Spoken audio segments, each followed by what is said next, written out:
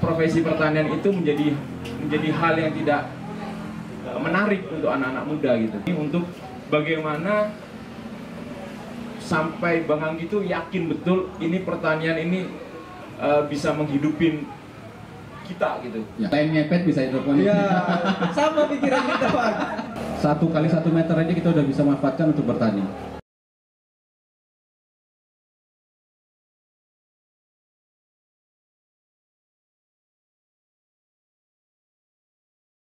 Tropis ingin mempersembahkan talk show yang mengusung tema pandemi, bertani, dan menuai rezeki. Sebab di rumah saja bukan berarti kita tidak bisa berbuat apa-apa, dan bukan berarti kita tidak perlu makan. Bertani menjadi salah satu bentuk usaha yang bisa membantu mengurangi pengeluaran anggaran untuk memasak di rumah kita masing-masing, dan juga menghilangkan kejenuhan kita selama di rumah. Ya, tepuk tangan dulu buat abang kita, Bang Anggi Novasri, salah satu petani muda yang ada di Kota Dumai. Terima kasih. Ya, Bang Anggi, gimana kabarnya Bang? Alhamdulillah baik. Baik Bang ya, boleh Bang? Bismillahirrahmanirrahim. Assalamualaikum warahmatullahi wabarakatuh. Waalaikumsalam warahmatullahi wabarakatuh. Perkenalkan, nama pemberian orang tua Anggi Novasri. Teman-teman biasa manggil, kalau di Indonesia kan nama depannya gitu. Iya, iya. Biasa dipanggil Anggi. Bang Anggi. Saya lahir dan besar sebenarnya Pekanbaru. Di Dumai ini baru menjadi warga Dumai kurang lebih baru 15 tahun. Wah, baru 15 Ya, tahun Bang ya. baru 15 tahun di Kota Dumai. Tapi sampai sekarang juga nama jalan saya nggak hafal nih. Saya sehari-harinya bertani. Bertani ya. Bertani. Sedap. Tapi sampai sekarang masih sebagai side job Ya. pertaniannya. Kalau untuk main jobnya saya sebenarnya karyawan di badan usaha milik negara. Iya. Bertani Bang ya. Bertani. Itu bertani apa Bang? Sampai saat ini saya masih fokus di jenis-jenis sayuran, petani sayuran. Iya. Di tanah atau di Tanpa menggunakan tanah sama sekali. bisa Bang? Bertani Bisa. tanpa tanah. Bertani tanpa tanah. Gimana caranya? Jadi dalam dunia modern ini Ya. sebenarnya sudah dari zaman dulu. Dari zaman Kalau dulu. kita runut sejarahnya, kalau kita belajar sejarah dulu waktu SMP SMA, Ya. ada sebuah negara yang bernama Babilonia. Babilonia. Babilonia. Di Babilonia ini salah satu peninggalan sejarah yang diakui sampai sekarang itu adalah yang dinamakan dengan Taman Gantung. Taman Gantung. Jadi taman itu berada di atas tanah, bukan di tanah, berada di atas tanah. Dan dari sanalah cikal bakal hidroponik itu tercipta. Untuk di Indonesia sendiri, yang salah satu orang besar yang mempopulerkan hidroponik di Indonesia itu adalah mendiang Om Bob Sadino.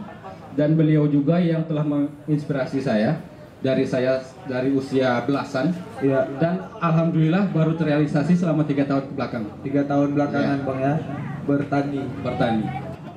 Om Bob Sadino. Berarti Om Bob Sadino itu yang mempopulerkan apa namanya? Hidroponik di Indonesia. salah satu Oke. mempopulerkan hidroponik di Indonesia. Keren. 3 tahun belakangan Bang. 3 tahun.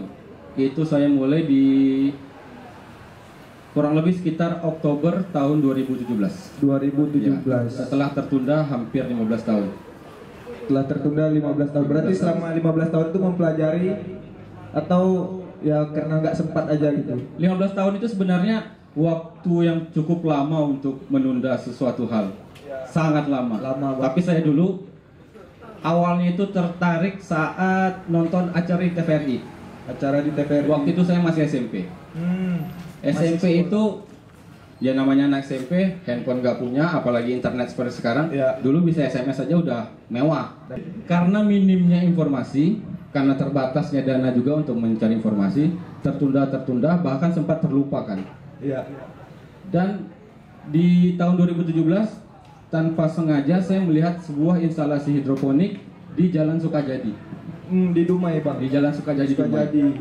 Oke, ada instalasi Ada hidroponik. instalasi hidroponiknya. Pinggir jalan atau Di depan ruko. depan ruko. Jadi pemilik instalasi ini awalnya itu dia usahanya itu di bidang pakaian jadi. Pakaian jadi, tetapi ada sebuah instalasi hidroponik di depannya. Itu bikin saya flashback, ingat lagi, oh ini dulu yang dapat dari Om Bob ini Iya. dari dulu. Jadi saya ke sana ngobrol-ngobrol, ternyata karena hobi sama satu frekuensi, Iya. obrolan jadi panjang dan sekarang jadi teman. Jadi teman. Dari sana itu saya belajar lagi, flashback lagi, dan memutuskan oke, saya akan mulai. Jadi alasan sebenarnya kenapa orang memilih hidroponik itu apa, Bang? Salah satu alasan kenapa orang memilih hidroponik itu karena semakin minimnya lahan. Untuk Keterbatasannya berhidroponik lahan. kita tidak perlu lahan yang besar.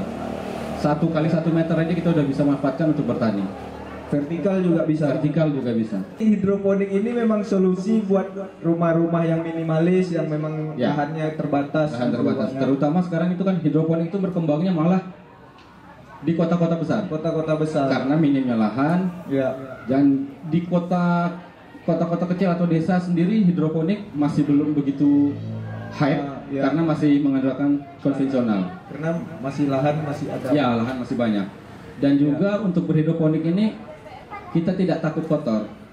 Tidak kena cacing. Tidak Bang, ya. kena cacing. Asik. Karena kadang kan ada orang yang kayak apa namanya?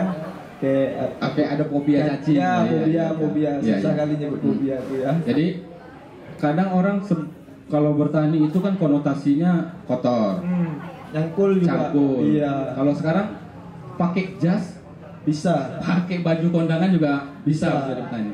Tidak perlu berat-berat. Bang. Tidak perlu berat-berat. Sedap. Berarti kelebihan hidroponik itu kita tidak perlu kotor-kotor, tidak Ya. perlu nyangkul berat-berat, panas-panasan. Ya. Betul. Dan untuk segi perawatan sendiri hidroponik jauh lebih mudah ketimbang pertanian konvensional yang di tanah.